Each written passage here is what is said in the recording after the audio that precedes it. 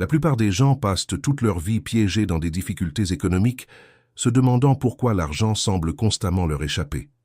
Pendant ce temps, il existe des familles qui, génération après génération, parviennent à conserver et à multiplier leurs richesses avec une apparente facilité. Cette différence suscite la curiosité depuis des siècles et a conduit beaucoup de personnes à se demander s'il existe des principes plus profonds derrière la prospérité. Aujourd'hui, je souhaite partager une idée qui peut changer la façon dont vous comprenez l'argent et l'abondance. Dans certaines traditions spirituelles anciennes, on parle de 3 nombres spécifiques symboliquement associés à la prospérité. Selon ces enseignements, lorsque ces nombres sont écrits d'une manière particulière et placés dans un objet personnel comme un portefeuille, ils fonctionnent comme un rappel conscient de l'intention d'attirer des opportunités et le bien-être économique. Ce concept n'est pas présenté comme un jeu ni comme une formule magique, mais comme une pratique symbolique liée à d'anciennes traditions mystiques. Depuis des décennies, des chercheurs analysent des textes historiques liés à la spiritualité juive, comme le Talmud et la tradition mystique connue sous le nom de Kabbale, où sont explorées des idées concernant la relation entre la conscience humaine, l'intention et la prospérité. Celui qui transmet cet enseignement se présente comme le rabbin Naomi, héritier d'une longue lignée familiale consacrée à l'étude spirituelle. Son grand-père a vécu dans l'ancienne ville de Jérusalem, un lieu profondément lié à l'histoire religieuse et culturelle. Selon son récit, pendant 7 générations, sa famille a préservé des connaissances spirituelles qui ont traversé certaines des périodes les plus difficiles de l'histoire humaine. Aujourd'hui, le monde traverse une période de profonds changements économiques. Les conditions financières deviennent plus incertaines, l'inflation affecte le pouvoir d'achat et beaucoup de personnes ont l'impression qu'il devient de plus en plus difficile de maintenir une stabilité. Pourtant, certains semblent trouver des opportunités, même au milieu de l'incertitude, parvenant à avancer tandis que d'autres rencontrent davantage d'obstacles. Du point de vue de ces anciens enseignements spirituels, la prospérité ne s'explique pas uniquement par la chance ou par les circonstances extérieures. On suggère qu'elle peut aussi être liée à des principes d'état d'esprit, d'intention et de discipline personnelle transmis au fil des générations. Au cours de cette explication, la signification symbolique de 3 nombres liés à la tradition mystique sera présentée, ainsi que l'endroit où certaines personnes ont l'habitude de les écrire comme rappel personnel et une ancienne bénédiction en hébreu qui, selon la tradition, accompagne ce type de pratique spirituelle. De plus, un dernier élément sera révélé que de nombreux pratiquants considèrent comme particulièrement significatif dans ce rituel symbolique. En ces temps de changement et d'incertitude, beaucoup pensent que certains savoirs anciens devraient être partagés avec ceux qui sont prêts à transformer leur relation avec la prospérité. Selon cette perspective, certaines traditions spirituelles soutiennent que l'abondance ne dépend pas uniquement de l'effort matériel, mais aussi de la manière dont une personne aligne son intention, son état d'esprit et ses actions avec des principes plus profonds. Celui qui raconte cet enseignement se souvient du moment où il a entendu parler pour la première fois du symbolisme des nombres sacrés. Il avait à peine 17 ans et étudiait dans le petit appartement de son grand-père, dans la ville de Jérusalem. C'était un jeudi après-midi, peu avant le début du repos du Shabbat. Son grand-père l'appela vers son ancien bureau en bois et lui montra un vieux portefeuille en cuir qu'il avait conservé pendant des années. Avec un regard profond, il lui expliqua que le monde matériel reflète souvent des idées et des croyances qui naissent d'abord dans le plan spirituel. À l'intérieur de ce portefeuille se trouvaient 3 nombres écrits d'une manière très particulière. Le grand-père expliqua que dans la tradition mystique juive associée à la Kabbale, certains nombres possèdent des significations symboliques liées à la prospérité et à l'abondance. Selon cet enseignement, chaque nombre représente une qualité spirituelle différente, et lorsqu'ils sont utilisés ensemble, ils fonctionnent comme des rappels d'une intention claire vers la croissance et la prospérité. À ce moment-là, le jeune homme ne comprit pas complètement le sens de cette explication, mais avec le temps, il observa quelque chose qui attira son attention. Son grand-père avait traversé des moments très difficiles au cours de sa vie et était arrivé à Jérusalem presque sans ressources. Pourtant, d'une certaine manière, il trouvait toujours des opportunités aux moments appropriés. Il ne semblait jamais manquer du nécessaire, et ce portefeuille avec les nombres écrits l'accompagnait toujours. Des années plus tard, lorsqu'il avait 23 ans et venait de commencer sa vie conjugale, il traversa une période compliquée où aucune opportunité ne semblait s'ouvrir. Se souvenant de l'enseignement de son grand-père, il décida d'écrire ces mêmes nombres dans un simple portefeuille en cuir, en répétant également l'ancienne bénédiction qu'il avait apprise. À l'intérieur, il plaça une petite quantité d'argent comme symbole d'intention et de confiance.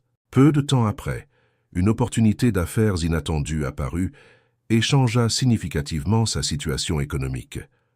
Pour ceux qui suivent ces traditions, des expériences comme celle-ci ne sont pas interprétées comme des coïncidences, mais comme des rappels que l'état d'esprit, l'intention et la discipline peuvent influencer la manière dont les personnes reconnaissent et saisissent les opportunités. Au fil de nombreuses années d'enseignement de ces principes, le maître affirme avoir entendu des histoires similaires, encore et encore.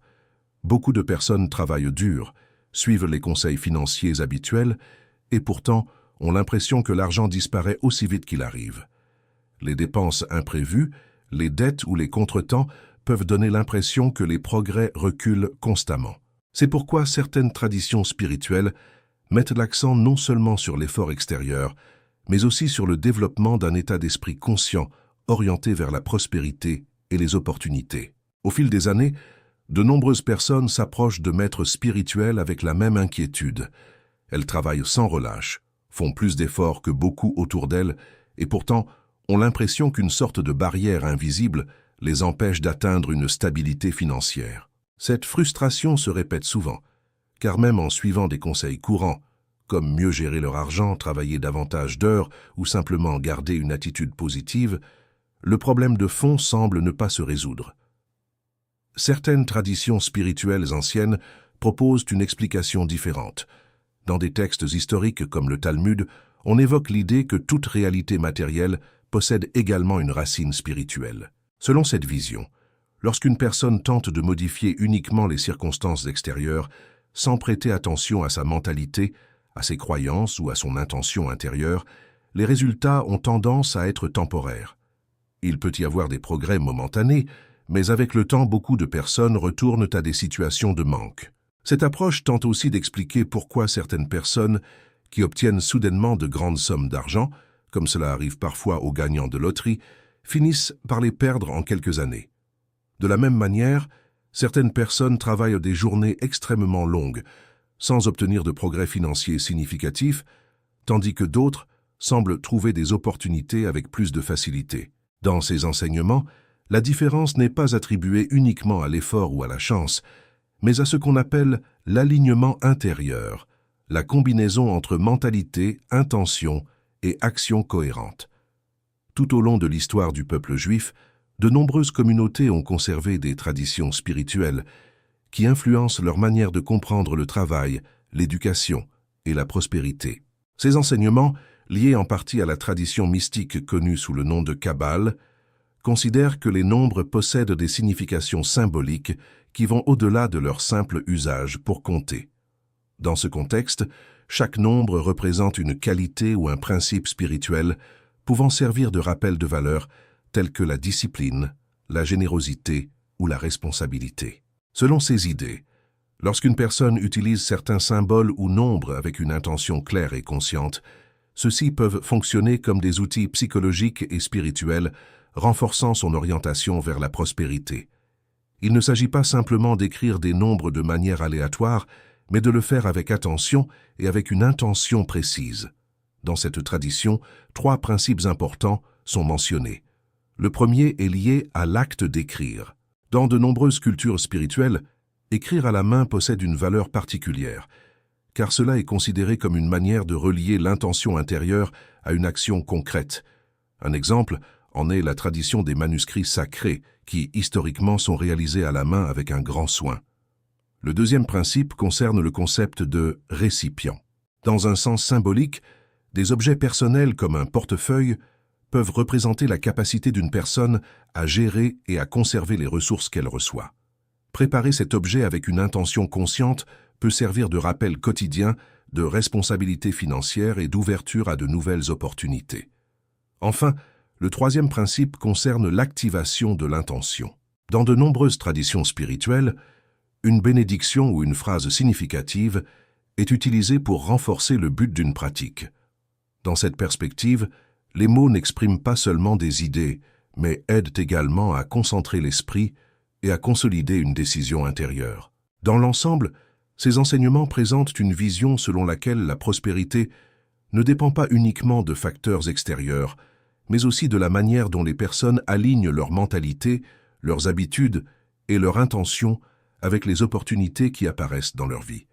Or, dans cet enseignement, 3 nombres sont mentionnés qui, selon la tradition mystique, symbolisent différents aspects de la prospérité. Pour comprendre leur signification, il est nécessaire de connaître un ancien concept de la langue hébraïque appelé Gematria. Dans ce système, chaque lettre de l'alphabet possède une valeur numérique spécifique, ce qui permet d'interpréter des mots et des textes à partir d'une dimension symbolique supplémentaire. Pour de nombreux chercheurs, cette méthode n'est pas seulement un calcul mathématique, mais aussi une manière d'explorer des connexions spirituelles présentes dans la tradition. Le premier nombre associé à ces enseignements est 18. En hébreu, les lettres qui forment le mot « shé », qui signifie « vie », totalisent précisément cette valeur. Pour cette raison, dans diverses communautés juives, le nombre 18 est souvent considéré comme un symbole de vitalité et de bénédiction. Au-delà de son sens littéral, dans l'interprétation mystique, il représente l'énergie de la vie qui circule vers le monde matériel, rappelant que la croissance et le renouveau peuvent également s'appliquer aux aspects pratiques de la vie, comme le travail ou la prospérité. Le deuxième nombre est 26, l'une des valeurs les plus significatives dans la spiritualité juive. Ce nombre correspond à la valeur numérique du nom divin, connu sous le nom de tétragramme, le nom sacré de Dieu composé de 4 lettres hébraïques. Dans de nombreuses interprétations spirituelles, ce nombre symbolise la connexion entre l'humain et le divin, rappelant que la provision et les opportunités peuvent être comprises comme faisant partie d'un flux plus vaste qui dépasse le strictement matériel. Le troisième nombre mentionné est 72, qui dans la tradition de la Kabbale est lié aux 72 noms de Dieu.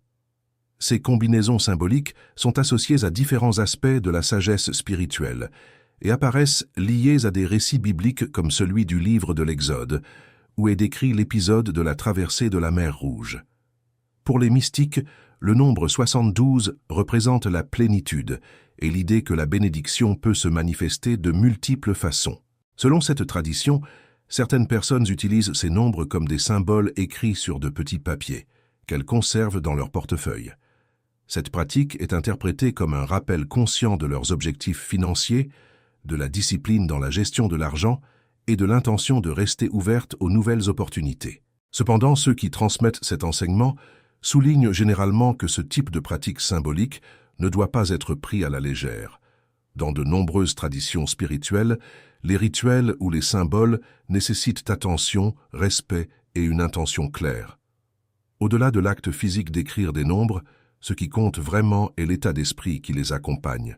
Concentration, responsabilité et clarté quant aux objectifs que l'on souhaite atteindre. Avant de réaliser cette pratique symbolique, la tradition indique qu'il est important de prêter attention à certains détails liés à la préparation. Le premier concerne le portefeuille. Il est recommandé qu'il soit en bon état, propre et bien organisé. Un portefeuille abîmé, déchiré ou rempli de papiers inutiles peut refléter un manque d'attention envers ses propres ressources. C'est pourquoi de nombreux enseignements spirituels suggèrent de maintenir cet objet en ordre, en retirant les anciens reçus, les cartes expirées et tout élément qui crée du désordre. L'idée est que le portefeuille représente un espace de respect envers l'argent et une gestion responsable. Le deuxième élément est le stylo. Dans la tradition mystique associée à la Kabbale, la couleur noire symbolise souvent ce qui est caché ou le potentiel qui ne s'est pas encore manifesté. Pour cette raison, certaines pratiques recommandent d'utiliser de l'encre noire pour écrire des symboles ou des nombres associés à ces enseignements. Il est également suggéré que l'écriture soit claire et continue, en évitant les traits incomplets ou les taches, car l'acte d'écrire est considéré comme une partie importante du processus symbolique. Le troisième aspect concerne le papier. Il est conseillé d'utiliser de petits morceaux de papier blanc sans ligne. Dans de nombreuses traditions spirituelles, Le papier blanc représente l'ouverture et les possibilités illimitées. N'ayant ni ligne ni marque préalable, il symbolise un espace libre où de nouvelles intentions ou de nouveaux objectifs peuvent être projetés. Ces papiers sont généralement conservés dans des compartiments discrets du portefeuille où ils restent protégés et ne sont pas constamment exposés. Un autre élément parfois mentionné est la présence d'une petite quantité d'argent à l'intérieur du portefeuille. Dans des textes traditionnels comme le Talmud, on retrouve l'idée que la bénédiction est liée à ce qui existe déjà et peut se multiplier. D'un point de vue symbolique, placer une pièce ou un billet peut représenter l'intention de croissance et de prospérité. On parle également du moment approprié pour réaliser ce type de pratique. Certains enseignements recommandent de le faire tôt le matin, de préférence avant de commencer les activités de la journée. Ce moment est souvent associé à la clarté mentale et au calme, lorsque l'esprit n'est pas encore saturé de préoccupations ou de distractions. Cependant, plus important que n'importe quel objet ou moment précis est l'attitude mentale. Les traditions spirituelles soulignent souvent que ces pratiques ne doivent pas être réalisées dans la peur ou la désespérance, mais plutôt avec un état d'esprit serein et concentré. L'intention est d'agir avec clarté, responsabilité et confiance dans le processus de croissance personnelle. Dans certains contextes religieux, on mentionne également une préparation préalable basée sur le lavage rituel des mains, une pratique présente dans plusieurs traditions du judaïsme. Ce geste symbolique représente le début d'une nouvelle action avec conscience et respect, préparant à la fois l'esprit et le corps avant de réaliser une pratique spirituelle ou réflexive. Une fois que vos mains sont sèches, cherchez un endroit calme où vous pourrez rester quelques minutes sans interruption. Asseyez-vous tranquillement et prenez plusieurs respirations profondes. À chaque expiration, essayez de détendre votre corps en relâchant la tension accumulée dans la mâchoire, le cou et les épaules. L'intention de ce moment est de libérer l'esprit des préoccupations quotidiennes, comme les dettes ou les problèmes financiers, afin de vous concentrer uniquement sur l'exercice symbolique que vous allez réaliser. Dans de nombreuses traditions spirituelles, il est considéré comme important d'entrer dans un état de pleine attention avant de commencer une pratique. C'est pourquoi il est recommandé de prendre le temps nécessaire et d'éviter de le faire dans la précipitation ou avec des distractions. Si pendant le processus votre esprit se disperse vers des préoccupations ou des tâches de la journée, respirez simplement profondément et retrouvez votre concentration. La première étape consiste à préparer l'instrument d'écriture. Prenez le stylo à encre noire avec votre main dominante et pendant quelques secondes, tenez-le avec une intention consciente. Dans certaines pratiques spirituelles, il est courant de consacrer mentalement les objets qui vont être utilisés, en reconnaissant que l'acte d'écrire représente une manière d'exprimer une intention claire. Ensuite, commence le processus d'écriture des nombres symboliques mentionnés précédemment.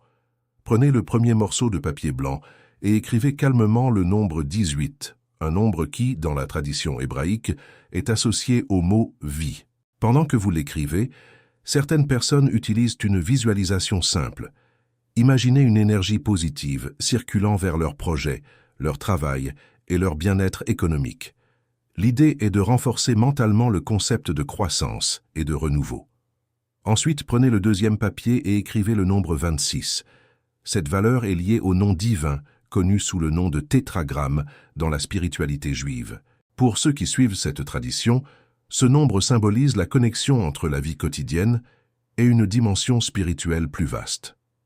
Pendant cette étape, beaucoup pratiquent une brève réflexion ou une affirmation intérieure liée à la confiance, à la stabilité et à l'ouverture à de nouvelles opportunités.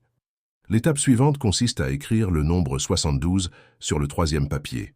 Dans la tradition mystique de la Kabbale, ce nombre est associé aux 72 noms de Dieu, un ensemble de combinaisons symboliques liées à différents aspects de la sagesse spirituelle. Dans ce contexte, le nombre représente l'expansion, la plénitude et la possibilité de recevoir des bénédictions provenant de multiples directions. Pendant tout le processus, l'objectif principal n'est pas le nombre lui-même, mais l'état mental avec lequel la pratique est réalisée. Calme, concentration et clarté d'intention. Ces traditions enseignent que lorsqu'une personne combine réflexion consciente, discipline et une mentalité ouverte aux opportunités, Elle augmente sa capacité à reconnaître et à saisir les chemins qui peuvent conduire à la croissance personnelle et financière. En écrivant le nombre 72, certaines traditions suggèrent d'accompagner l'acte d'une visualisation simple. Imaginer des opportunités s'ouvrant dans différentes directions et de nouvelles possibilités apparaissant dans la vie quotidienne.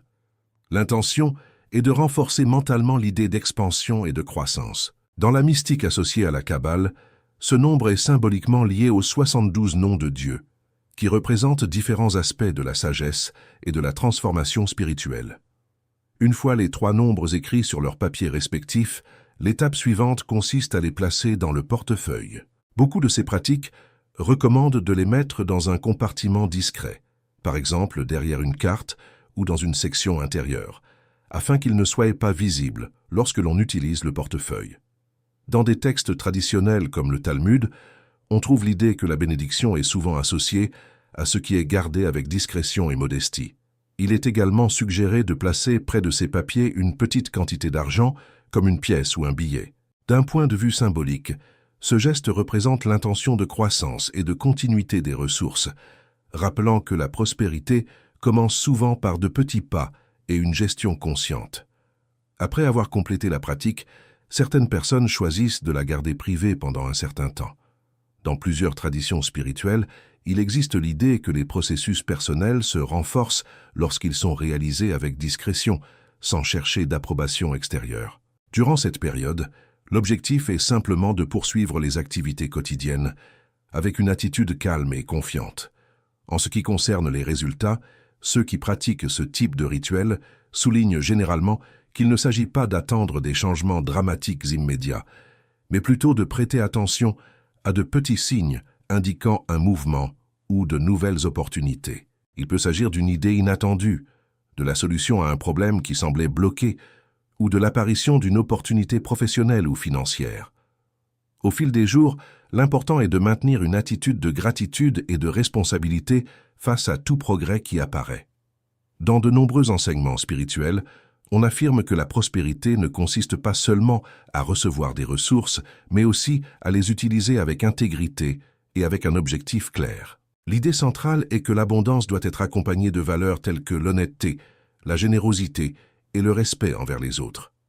Dans cette perspective, les nombres 18, 26 et 72 ne sont pas simplement compris comme des chiffres, mais comme des rappels symboliques de principes spirituels liés à la vie, à la connexion avec le divin et à l'expansion des opportunités.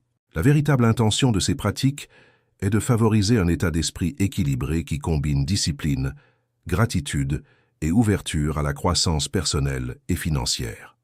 Pour que la prospérité se maintienne dans le temps, de nombreuses traditions spirituelles insistent sur le fait que l'argent doit être accompagné de valeurs solides. La richesse, selon ces enseignements, ne consiste pas seulement à accumuler des ressources, mais aussi à les utiliser avec responsabilité et générosité. Dans le judaïsme, il existe un principe appelé tzedaka, qui se réfère à la pratique de partager avec ceux qui en ont besoin et de contribuer au bien-être de la communauté. Dans cette perspective, la véritable abondance se maintient lorsqu'une personne agit avec intégrité et utilise ses ressources pour créer un impact positif. Ceux qui transmettent ces enseignements affirment souvent que les principes symboliques décrits ont été préservés pendant des générations au sein de communautés qui valorisent profondément la connaissance spirituelle et la discipline personnelle. Cependant, connaître une idée ne suffit pas. Ce qui fait réellement la différence, c'est la constance avec laquelle une personne décide de l'appliquer dans sa vie quotidienne. Beaucoup de personnes entendent des idées inspirantes et se sentent motivées pendant un bref moment, mais reviennent ensuite aux mêmes habitudes d'inquiétude ou de plainte. C'est pourquoi ces enseignements invitent à adopter une attitude plus consciente, transformer l'inspiration en action concrète, développer une discipline financière et maintenir un état d'esprit orienté vers la croissance. Si ce type de connaissance vous intéresse, une manière de continuer à l'explorer est d'étudier plus en profondeur des textes traditionnels comme le Talmud, où l'on trouve de nombreuses réflexions sur l'éthique, la communauté et la prospérité. Il existe également des enseignements liés au symbolisme des lettres hébraïques, au cycle du calendrier lunaire et aux psaumes présents dans le livre des psaumes, qui ont été utilisés pendant des siècles comme outils de réflexion spirituelle. Au-delà de toute pratique spécifique, le message central de ces traditions est de cultiver une vie équilibrée, rechercher la prospérité matérielle sans perdre de vue la paix intérieure, le bien-être familial et l'harmonie avec les autres. En hébreu, cette idée de paix et de plénitude s'exprime par le mot shalom, qui représente bien plus que l'absence de conflit. Il symbolise une vie complète, prospère et pleine de sens. Que votre chemin soit accompagné de sagesse, de stabilité et de la capacité d'utiliser vos ressources pour générer du bien-être autour de vous.